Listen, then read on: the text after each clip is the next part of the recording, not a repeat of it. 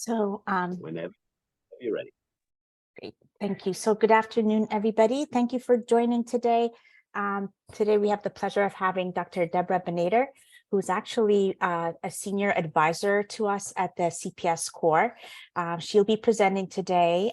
She's a professor of medicine at George Washington University, and she directs the infectious diseases clinic education at the Veterans Administration Hospital locally.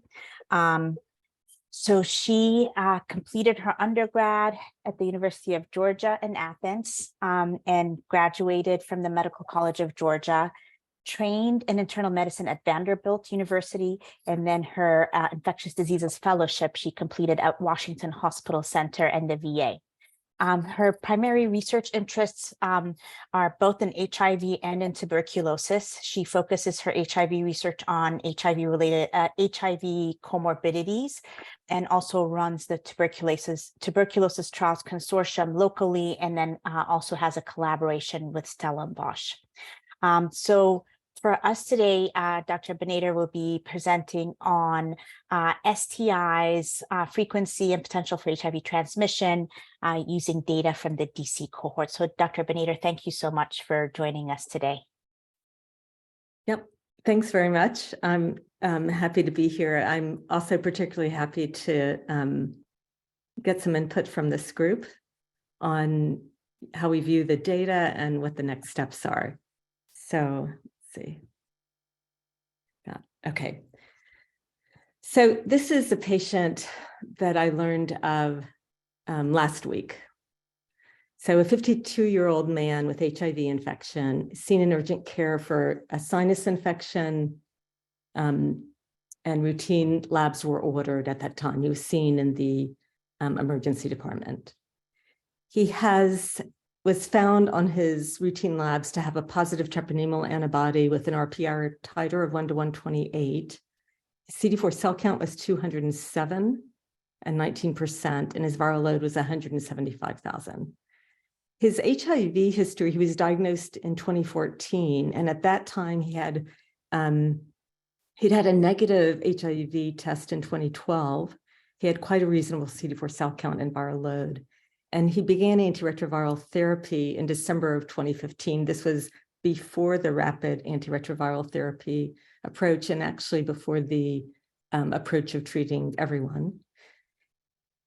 But he's had limited engagement in care, except for several hospital admissions for cyclic vomiting syndrome, at which time he is routinely started back on his antiretrovirals and set up for an appointment in the clinic, but typically hasn't made it back. So I think all of us have cared for a patient like this and understands some of those challenges, but it's difficult because we think, again, there we go. There's a multitude of elements of a patient like this, but on one side is that for that individual, we have extraordinary concern for his health and well-being because he's not able to remain adherent to medications. And actually for him, I wonder if in fact he might have acquired another quasi-species because he had such a low viral load initially, or if he just took off from his own viral repertoire. But the other element besides his individual health is the larger picture of the HIV epidemic, and that the knowledge that this individual who's acquired an STI and likely had a very high viral load at the time that he acquired the STI, which assumes then condomless sex, is a significant opportunity for HIV transmission. And as ending the HIV epidemic is very much in the forefront of our minds and has been in the forefront of the work that CPR does and the work really globally. And so here is the US goal of ending the HIV epidemic. And that goal is 3,000 cases. Are you guys seeing my mouse? my Yes. cursor? Yes. Oh, Mhm. excellent. That goal is 3,000 cases in 2030, or approximately 90% reduction. And it's an ambitious goal for sure. I think we certainly know we have the tools, but the reality is much harder. And so in 2021, the latest data is that there's thought to be about 32,000 cases. And so in 2021, I guess we had hoped to be down here, and the curve is not exactly where we'd like, but we'll see where things go. And so when we then look at the Washington, D.C. data, and this is the 2022 annual surveillance, in a lot of ways, it's pretty remarkable that 230 cases in 2021. So really quite a nice drop, and perhaps the pandemic impact of misdiagnoses. And so the increase may simply reflect that. But still some leveling off may be possible. And of course, the inequities that we're aware of, one in two new diagnoses between 2017 and 2021 are in Black men. 2 in 5 were men who have sex with men of color. 1 in 3 were in the age range of 30 to 39, and 1 in 5 women of color. And so the work that I'll review here is work that I've done through the DC cohort, working closely with the GW VA Infectious Diseases Fellows. So we'll walk through this data, and then I'm quite interested in hearing from y'all in terms of both implications and next steps. So let's see, I'll walk through these one by one, but these are the 4 publications over time. And so we'll start with the initial estimation of potential for HIV transmission and inequities. Before I do that, I'll speak to the DC cohort. I think most of this group is quite well aware of the cohort. This is, but I'll walk through it just in case. This is the NIH-funded citywide longitudinal observational cohort. It was launched in 2011, so I think both of us started enrolling in 2011, led by Amanda Castell and Alan Greenberg, and now additionally Anne Monroe, or for quite some years. There's currently 14 participating outpatient sites in DC, and the current enrollment as of Q1 2023 is 12,230. So really remarkable. Following informed consent, there is export of participants' de-identified data, and it's inclusive of sociodemographics, treatments, diagnoses, labs, procedures, and then permission for linkage to the DC Department of Health data. And I'll come back to that and why that's important. There's then electronic data exports. It used to be through Discovery when the cohort worked with Cerner, and now the GW biostatistics team receives that data via MIDAS. So we'll start with the first publication. This is the work of Dr. Luke Carr with a larger team of many names that you'll recognize, and looked at sexually transmitted infections among HIV-infected individuals in DC and estimated HIV transmission risk. And so our objectives were to look at incident, gonorrhea, chlamydia, and syphilis, and correlates of infection, and then to estimate the risk of HIV transmission at the time of STI acquisition from persons with HIV to their sexual partners. So one of the things to say is that, of course, this is an estimation, and of course, individuals may transmit HIV without an STI. And so it's pretty inexact. On the other hand, it provides us some idea of sexual HIV transmission risk.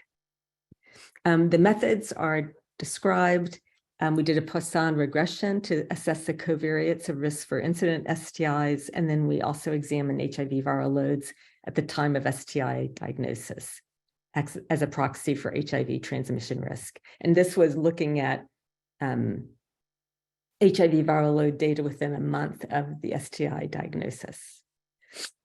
The definitions, we spent forever, Jose, you probably remember, long discussions about what was our most accurate definition of incident syphilis. And I'm happy to come back to that if y'all would like. But it's based on the RPR-VDRL titer. Incident chlamydia or gonorrhea were based on a mostly positive molecular test, and an STI episode was any STI combination during the same encounter.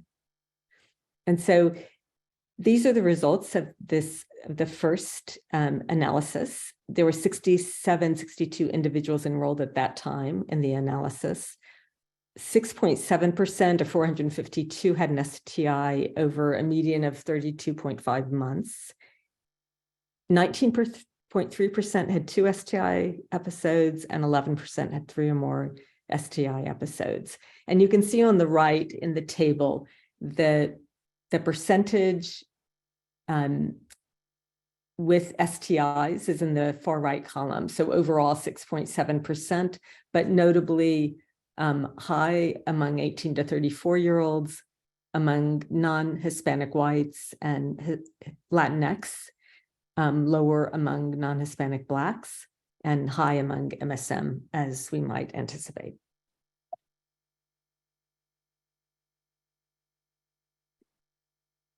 When we then looked at incidence rate, overall that was 3.8. But if we then did a stratified analysis that looked at the highest STI rates among those who are aged 18 to 34, the incidence rate overall in that group was 10.8. For transgender females, it was 21, and for MSM, 15. And so in the multivariate analysis, in many ways, as suggested, adolescents had a relative risk of 17.6 compared to the reference of 55 and older, and 18 to 34-year-olds, 9.6. Actually, it's 9.4, isn't it? 9.4. MSM were here as reference, but so they had a 5-fold risk relative to other groups, and Latinx and whites had a modestly greater risk than Blacks, which was the reference group here. So this was the data that was somewhat interesting. So pre-linkage, the data that we receive is just that data from the sites. And when we have linkage, we get data from all of the sites that are involved in the cohort. And so what we learned from this that I think was important is that 9.2% of the incident chlamydia case were from outside of the site of care, and 20.1% were of incident gonorrhea were outside of the site of care. And so just a reminder that our patients seek care outside of their regular site of care, possibly particularly for STIs. And there's lots of considerations for why that's the case, but that this linkage for the cohort has been really important. It also links to additional viral load data. And so we then looked at the viral loads within a month of an incident STI. And there was some missing data at a month, but if we looked at 3 to 6 months, so a viral load within 6 months of the STI, in sort of a sensitivity analysis, the results were essentially the same. And almost all could be included in the analysis. And so I'm going to actually go to a table, which is a little bit better visually. And so this is, so how likely is HIV transmission at the time of STI acquisition? Again, this is an estimation. At this time, so Jose, you may remember back here, we were using the threshold of 1500, which was at that time, the data, it was based primarily in heterosexual transmission, and proposed that that was a cutoff that was associated with a higher risk of transmission. So we used the 1500 cutoff, and about 14.6% had a viral load greater than 1500. 41.8% had a viral load greater than the limit of detection. So not optimal, certainly, in terms of their HIV care personally. So again, the key findings here, STIs, of course, are common, with groups that are at have higher incident STIs being the youngest, MSM, transgender females, and Latinx. STI evaluation is often outside of the primary site of care. Around 15% have potential for HIV transmission if we're to use the greater than 1500 cutoff. And HIV viral suppression is achieved in 58% at the time of STI diagnosis. So, and I think what I'll do is just go through all the studies and then pause for questions before we continue on with discussion. So the second analysis was with Alessandra Secco, and then Hannah Axelrod joined, and Jonathan Serezny is one of the residents. We've had the support of Morgan Byrne, who has been our biostatistician at Milken and has really supported a lot of these analyses and a lot of the work. And of course, Anne, and among others who've supported the effort. So this was looking then at trends over time. And so the trends here are from 2012 to 2016. And we're looking here at the incidence per 100 person years of chlamydia, gonorrhea, and syphilis, and any STI shown at the top with round black circles. The population size was 77,810. 71% are cisgender males, 2% transgender females, 79% non-Hispanic Black, and 6% Latinx. And so you can see that those numbers increased over time. And I'll share additional data at the end of the STI incidence nationally. And so that's been of concern and has continued. So we then had a more granular look at STI incidence rates based on demographic variables. So in box A, we're looking at age, and you can see that the youngest, a smaller population, and so really quite a wide spread confidence interval. But the 18 to 34-year-olds clearly have that highest risk that increased significantly over time. That was less than those who were 35 to 54, and least for those 55 and over. When we looked at gender, cisgender men had a higher incidence rate than cisgender females, but the highest was among transgender females. And again, this is a relatively smaller number with a greater variability. When we looked at race and ethnicity, again, non-Hispanic Blacks are on the left, and the incidence rate was higher and increasing among whites and Latinx. And then, of course, the highest rates for HIV risk factor was MSM. So we then looked at viral loads. And here we moved back to, this was before U. We moved back to the less than the lower limit of detection. And so what the real answer is. The highest viral loads are the ones that are of greatest concerns, of course. But looking here at, we have a high bar here because we're looking at, so among those that had an STI in the calendar year, the percentage that had all undetectable viral loads. So again, a high bar, that was 20% in 2012 overall, and it was 55% by 2016. So really considerable, nice improvements, but still a long way to go to what we hope for. When we then looked at these values by demographic variables, first with age, there was improvements over time. And that was pretty similar across those groups. However, when we looked at gender, you can see that cisgender women and transgender women had the lowest likelihood of viral suppression. And really, we didn't see the increases that we may have hoped for. Again, remember that these groups are smaller sample size, but still sufficient data to provide some insight. And then when we looked at race ethnicity, non-Hispanic Blacks had the lowest percent with viral suppression in that year.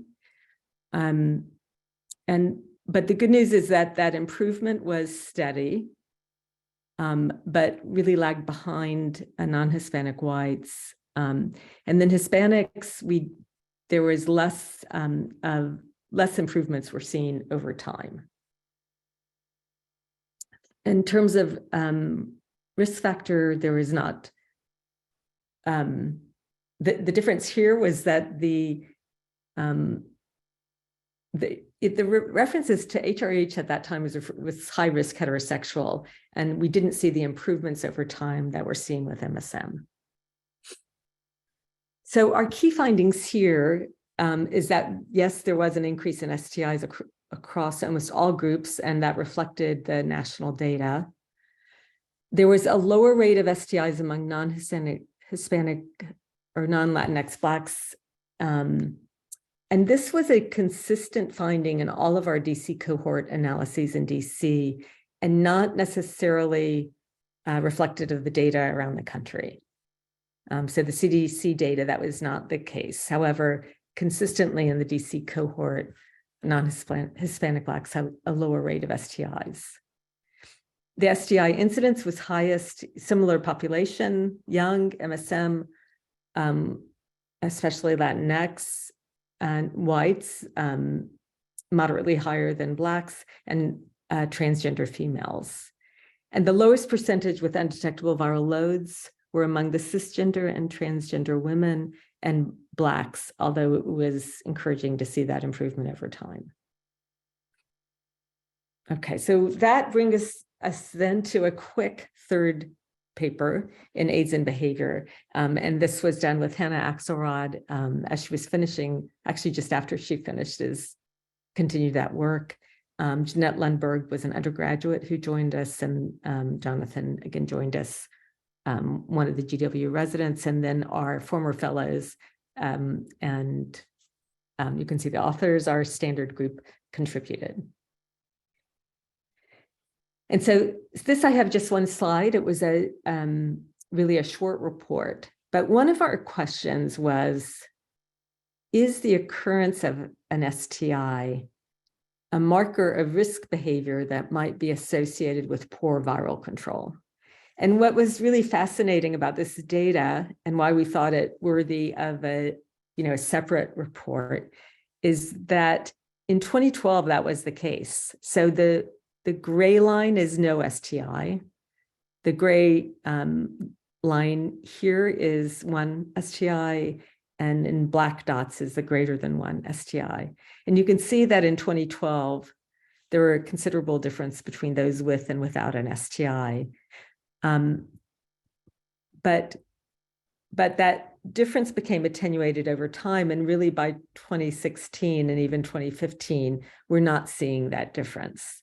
And so that was encouraging in terms of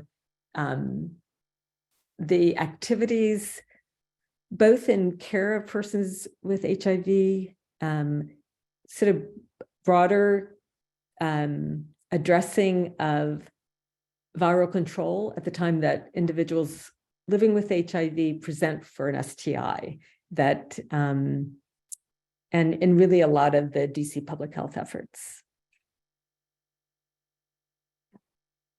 So the last article of this series that I want to discuss today is a look at geographic areas of Washington, DC, where to understand if there's areas with increased potential for sexual HIV transmission. So again, persons with STIs and concurrent elevation of HIV RNA. Morgan Byrne led this effort, again with Hannah and Monroe, and our other members of our team. So at this point, so remembering that the DC cohort population is individuals who receive care in DC, but a considerable number come from Montgomery County or Prince George's County or the Virginia counties that are in the DC area. In this analysis, we're looking only at those who live in DC. And so that number is lower at 3,467 participants. And this is analysis of the time period between 2016 and 2018. And we use the U = U definition with sexual transmission risk defined as an HIV RNA greater than or equal to 200. So here, 10.6% had at least one STI. And of those, 27.9% had an HIV RNA greater than 200 around, and this was in the 3 to 6 months around the time of the STI diagnosis for their viral loads. And so the characteristics of those with and without incident STI were consistent, again, with the highest risk being young, white and Hispanic had a greater risk. Transgender females had a greater risk, and MSM. So this is a somewhat complicated image that I'll walk through with you. And so we were trying to get at sort of true numbers at risk of transmission. And so in figure A, this was the number of incident STIs, and with the darker colors reflecting a greater number of incident STIs. And you can see that it was sort of across the city, or at least the more eastern part of the city. We then looked separately at the percentage of those who have an STI that have a detectable HIV RNA, so greater than 200 in this definition. And you can see that that was more concentrated in the further east in the city. In figure C is the participants, the number of participants who had both an STI and a viral load greater than 200. So with a then greater potential for HIV transmission. And you can see that that really located in mostly east of the Anacostia and aligned with wards 7 and 8. And so this sort of provided us, and the image here is demonstrates the wards and how that aligns with the areas that have the largest number of participants with a STI and detectable HIV RNA. So this analysis, we thought, allowed us to evaluate the U Equal You campaign and the Ending the HIV Epidemic initiatives in terms of where we are in the city. It does identify geographic inequities. In addition, areas for intervention for STI reduction and viral suppression support. And so 70% of those with incident STIs and HIV RNA greater than 200 reside in 5 of the 20 zip codes, suggesting a potential role for focused neighborhood level interventions. And those zip codes reside in wards 7 and 8 primarily, which includes a majority Black community with higher rates of poverty and what we all know have experienced significant inequities in health outcomes. So I think I'll actually I have some more to discuss, but I think I'll pause there just to see if there are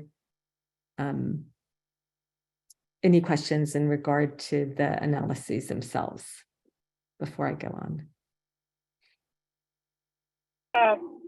Dr. Bonetto, this is Team 10. Can you hear me? Yes. Oh, yes. I have a question on your first paper about the incidence of the STI among SI. I don't see the race data. So you have Hispanic, white, non-Hispanic white, non-Hispanic Black, but there's no Asian. So your data does not have any Asian? Yeah. So the number of, and I think that's important and perhaps something that we should be more cautious with. The number of, so if I go back, let's see. There was the Poisson model with the incidence rate. So here too. Yeah, here too, yeah. Yeah. So the number that were other than was quite small. It's 1.4%. I see. So you lumped them together. Yes. Yeah. So that it was inclusive of Asians, but I don't know the exact number. And the STI incidence among that group was quite low. But I think that as we look in the future, it's certainly something that we can be a little more careful about and see if we have sufficient numbers with the perhaps changing demographics in the city. Right. I hope that I understood that question accurately. I couldn't hear everything. I mean, the last paper is very interesting too. I wonder if you can associate with like median household income level or like median property price. Yeah. I imagine it's probably associated with economic level. Yeah, absolutely. And actually, through another project where we have Sam Simmons support related to COVID, we've been looking at median incomes in the city, and so there is median income by zip code. So we didn't look specifically at median income by zip code, but we do know that the median income in wards 7 and 8 is lower. And I can't give you figures, but it's certainly lower median income and greater rates of poverty. Thank you. And there's a comment, Dr. Pan, there's a comment from Lauren O'Connor saying that they're working on a new project with a DC cohort to evaluate STI screening amongst Asian people living with HIV. Oh. So I think it's very insightful that you noticed the absence of that data. Deborah, I have a question for you. I mean, it looks like your rates of viral suppression in most of your studies kind of trended towards the national level of viral suppression from the care continuum of about, around 60%. I guess, were you able to look at patients over the course of the study who didn't have STIs and whether there was a high rate of viral suppression in patients who did not get diagnosed with STIs or not? We do have that data in some of our tables, and the place where we looked at that most closely, and it's from 2012 to 2016, is this data. So this That's right. was, Okay. here, this is a % less than the lower limit of detection. And so that figure is, was by 2016 was 60%, 60-ish% for everyone, or at least between 50 and 60%. In 2012, it was 40%, or 40% less than the limit of detection. Are you at all surprised that by 2016, the three groups had kind of come to the same level of viral suppression? We were really intrigued by the finding, and we speculated a good bit about the possible reasons why that was the case. And certainly the DC Department of Health has been really aggressive over these years in providing access to antiretroviral therapy, to supporting adherence efforts. And one of the things additionally that I think that there was a greater awareness of is, the idea that we can't care for, STIs in a silo, that we see someone for an STI and it's an opportunity to manage their HIV additionally.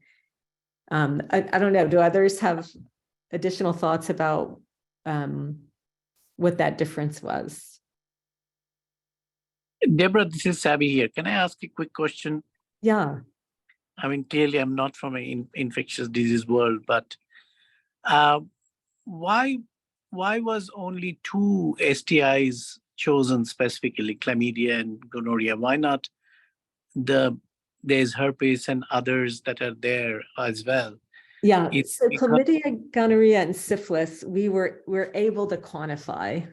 And herpes is a tough one because, it's a chronic viral infection and there's not a way to identify acute infection.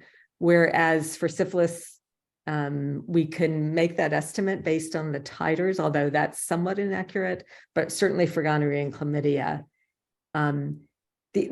You do bring up, it does remind me of a good point that for both chlamydia or gonorrhea, folks may be asymptomatic and their acquisition of infection may have been some time back. And it was just at the time of screening. We also did take the opportunity and look at the frequency of screening. And it wasn't simply frequency of screening that determined STI frequency. It was, we do believe that it was incident STI beyond, it was separate from the frequency of screening, which was highly variable across sites. I mean, it's very interesting. And since that, would you have looked at association with any metabolic disorders, like somebody who has obesity, diabetes, prediabetes, etc.? Does that even come into play, or it's a different cohort we are looking at? Yeah, so the cohort data is really just so valuable, and Anne Monroe may wish to also say a few words about that. There's extraordinary capacity to look at comorbidities. So this is a pretty focused analysis of STIs and HIV viral loads and transmission risk, but there is extraordinary capacity to look at comorbidities, and there have been a number of analyses done looking at lipids, diabetes. Anne, or actually I see Alan, either of you like to comment further? I think Anne has the expertise here.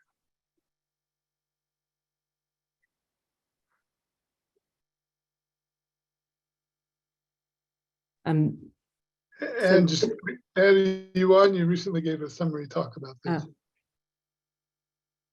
I can if she's not on. Let me see if she's there.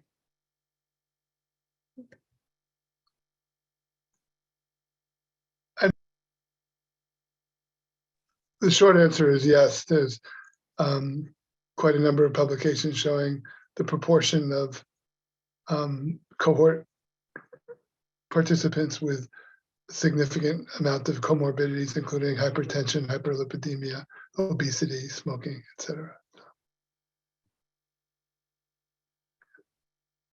So lots of opportunities, Sabi. Thank you.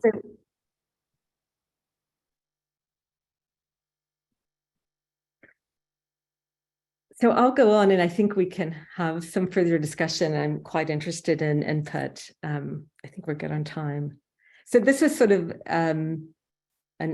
our, here we go.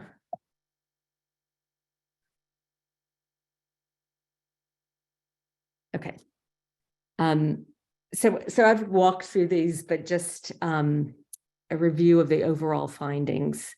So a number of inequities in the data, both in terms of STI incidence and potential for HIV transmission.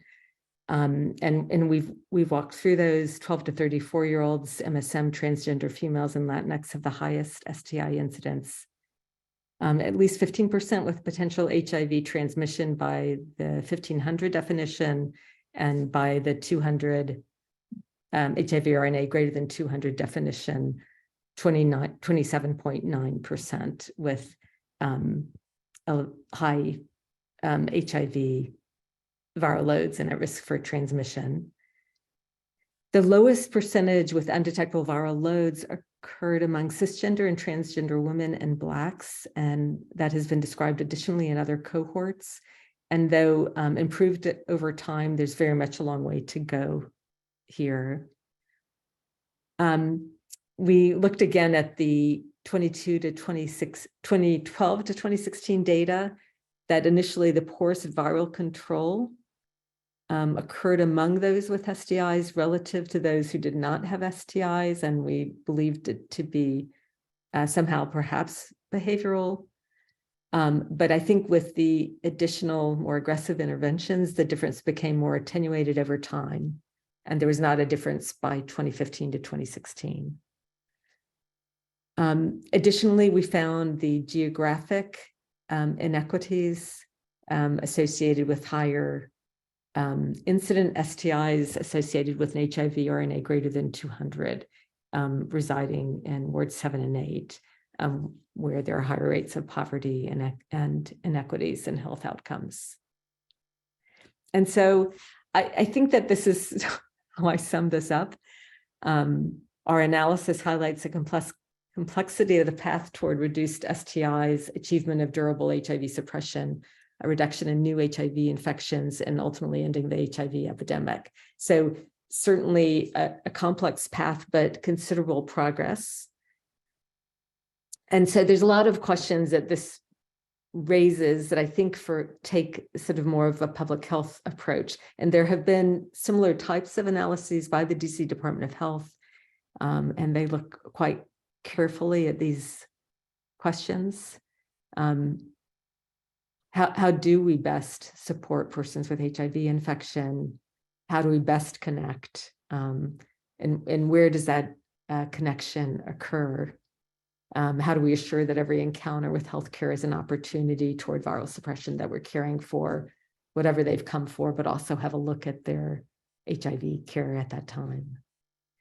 And so if we go back to an individual, and we all have cared for individuals that are very much like this man, who we've called a multitude of times and are thinking through how we may do better in engaging him in care. And, you know, I learned from one of the hospital intern notes that he has not disclosed to anyone, and especially his family, and did not want anyone to mention his HIV infection during his care. And so it may be that there are ways we need to connect with him that address the stigma. And so there are a number of possibilities, and it's good to hear from other people about those. key has always been the U equal U messaging and how important that is, and just essential in the care we provide, and really, really reduces stigma and can be life-changing for patients that we care for. But also it's important that we couple that with STI knowledge and prevention. Trying to reduce barriers to screening for STIs with self-collection, prep for partners. DoxyPEP was not yet CDC guidance, but is being rolled out in many locations. And then the interventions to improve adherence and durable viral suppression will vary for the individual, assuring that we're connecting in culturally sensitive ways, assuring that there's not friction and barriers, that there is ease of care. Perhaps long-acting injectable for the patient that we refer to, though there's not FDA approval for a patient like this, certainly. It may be the best approach for that patient and maybe caring for him through his primary care clinician. But I think we think about these for many of the patients that we care for. And so the other thing that I wanted to mention is the cohort dashboard, which is really just an incredibly extraordinary tool that we've used frequently to identify patients out of care, identify patients with high viral loads. And that data is provided to the DC cohort teams at each of the sites. But I wondered, and have over time, but sent a note to Anne, wondering if we can additionally include that there is STI screening data, but not the positive STI results. But I think that all of this data is really important for the clinical teams, for case managers, for navigators to reach those who don't have durable viral suppression. And so coming to 2023, the present day, this was from the designer tool. This was such a beautiful slide I had to share. But so this is the April 2023 CDC surveillance data, and it's data as of the end of 2021.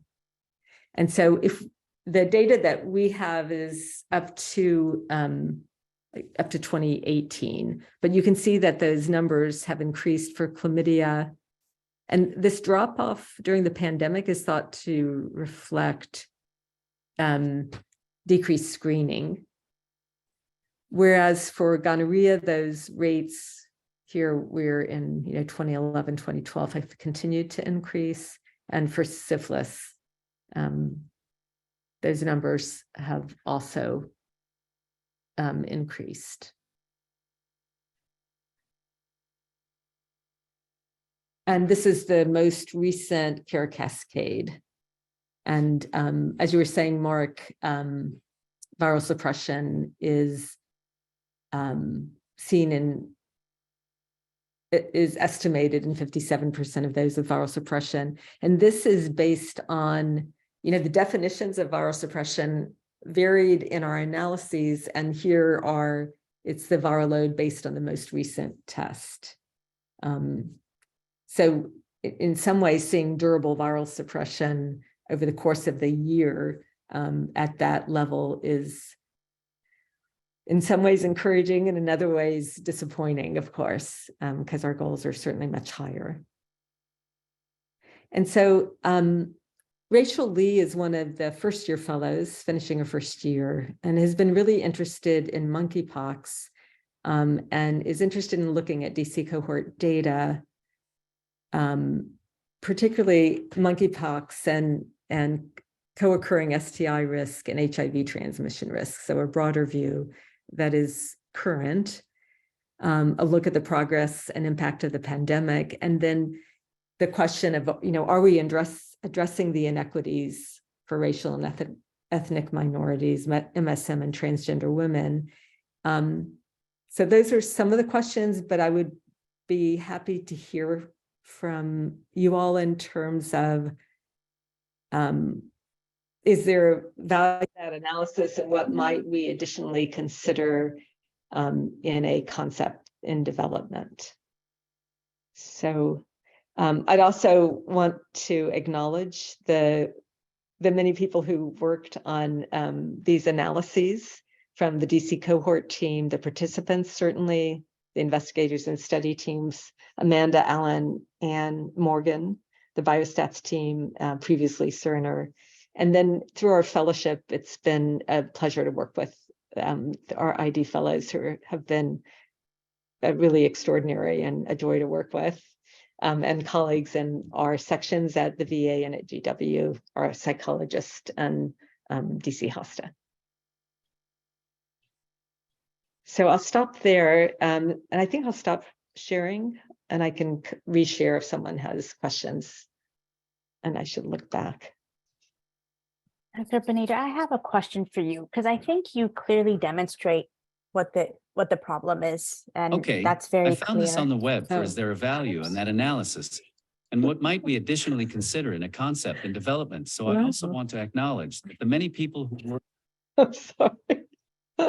Is that chat GPT or something? I think I somehow have triggered Siri. Well, okay. I don't understand. I think I somehow have triggered. Uh-oh. Is that AI? It must be. Sorry. So my question for you is with regards to rather than the next analysis, my question for you is, so what needs to be done, and what's the study, be it an implementation one or some other kind of investigation that needs to be done where it's more addressing the issues you've identified rather than quantifying them? Because I think you've done an excellent job highlighting what the problems are.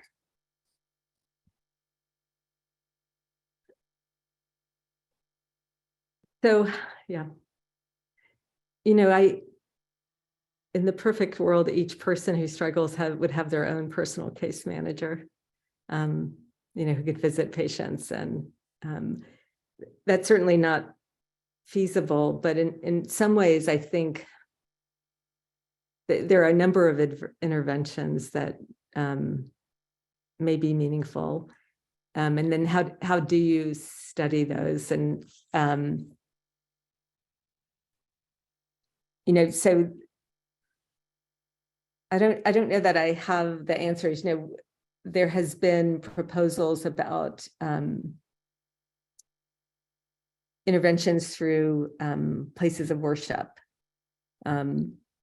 more interventions at certainly for MSM at sites where sexual activity is occurring, but for individuals, looking more carefully at case management models. But maybe we could throw that question out to others.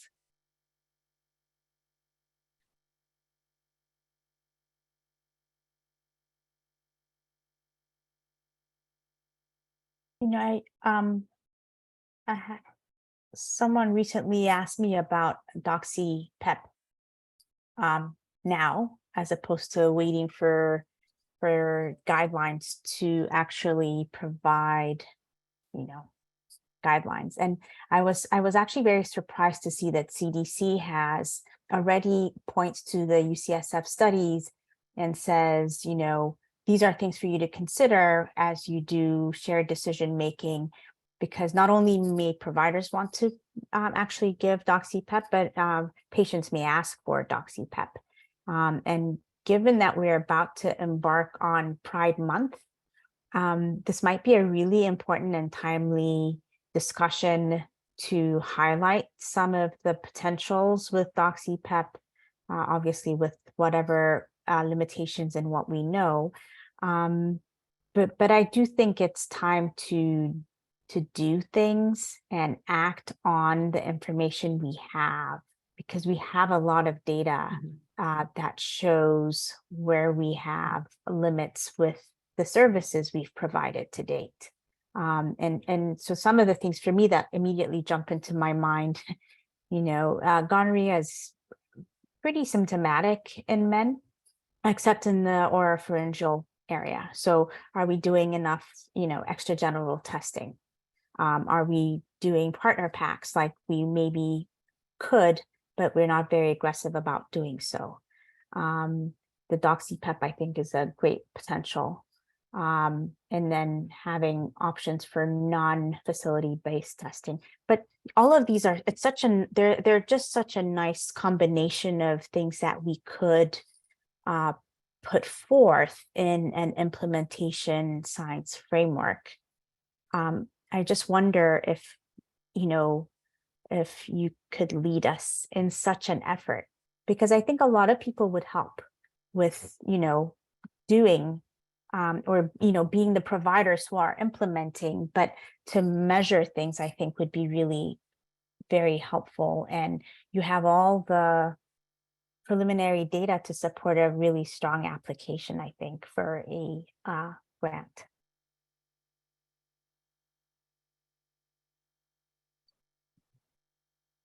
Anne is Deborah, nodding. the study, I need a junior investigator.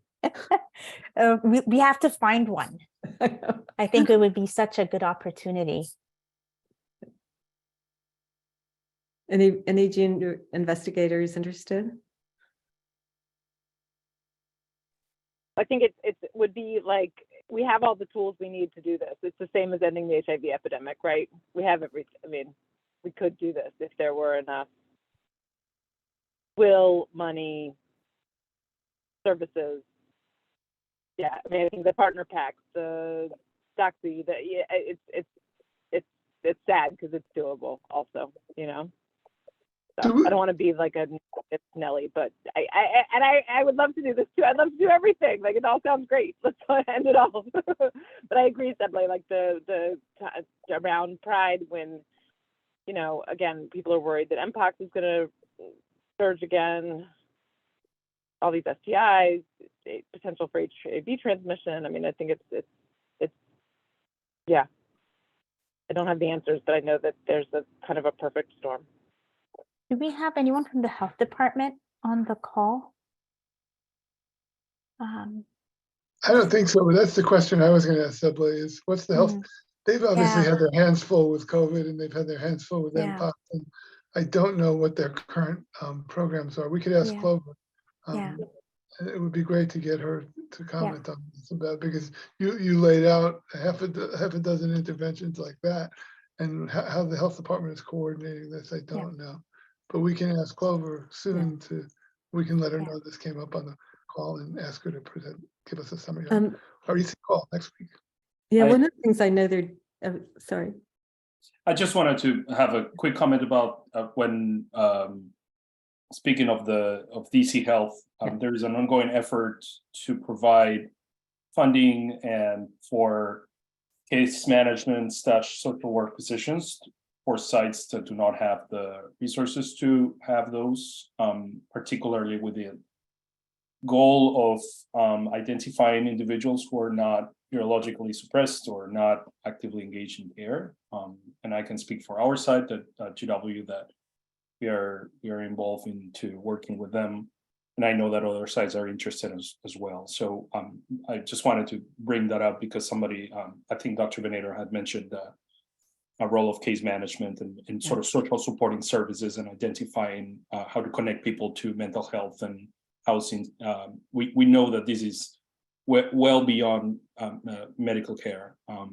So that is one of the efforts I am aware, and because we're hopefully pretty close to getting to that point and having someone actually working with us for that effort at GW MFA.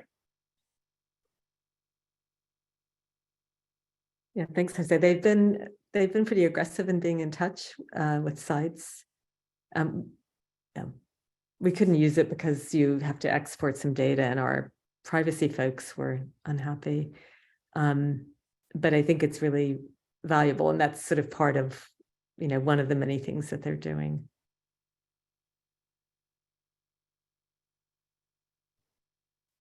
Deborah, going back to the study that you're doing with Rachel Lee, and so you're looking at MPOX and STIs and as they relate to the risk for HIV transmission, is that correct? Well, we are developing the concept, and Subway probably really appropriately said, you know, intervene, you've got data, now implement. And so I mean, just as you're speaking to that, thinking about something that is, relatively simple and straightforward to do, what you can measure and evaluate. One of the things I've noticed with looking at the data in the dashboard, when we look at our data in the dashboard, and this has been the case for at least the last few years, we easily are at 90% viral suppression for people who are still engaged, right? Who are still coming in. And probably a lot of our sites will say the same. If people are coming in, most people are suppressed. So I'm very curious about the updated, from 2016 to now, where are we? Because for those who are in care, our suppression rates are pretty good. So one of the things, because you've thought about viral loads and looking at them in different ways, and so that data is the most recent viral load, and when you look at a single value, you do get up to like really remarkable numbers, 85 or 90% for a lot of the sites. If you look at durable viral suppression, it's lower. I mean, it's definitely improved, and I think it would be interesting to see where it's come in those intervening 5 years, and I think it's much better. But I think that's one of the things that some of, and actually the cascade, the CDC cascade is also looks at most recent viral load and looks lower. So I do think that in most of the places where we provide care, the numbers are better. But they do differ by what your measure is.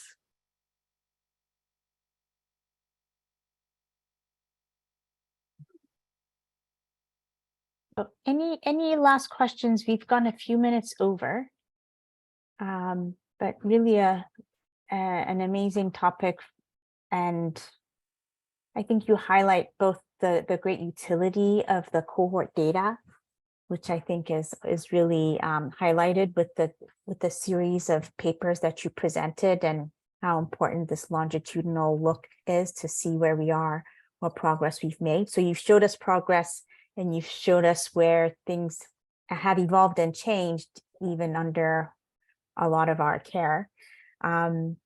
But I do hope we can maybe start framing interventions in the context of the cohort to really look at, because things we implement that are citywide under the health department, we should see measurable differences in outcomes within the cohort. And I really think that marrying those two, I think, would be just a great opportunity and really improve the health of our participants and the community at large that our participants are interacting with. So I'll let you have any last words, Dr. Greenberg and Dr. Benader.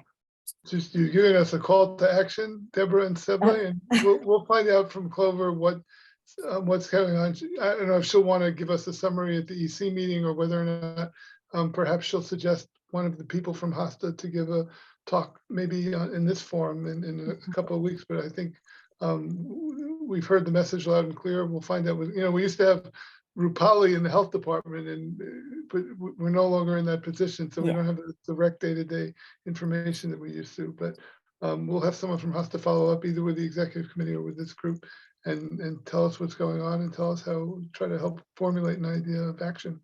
So thank you. Yeah. We won't forget.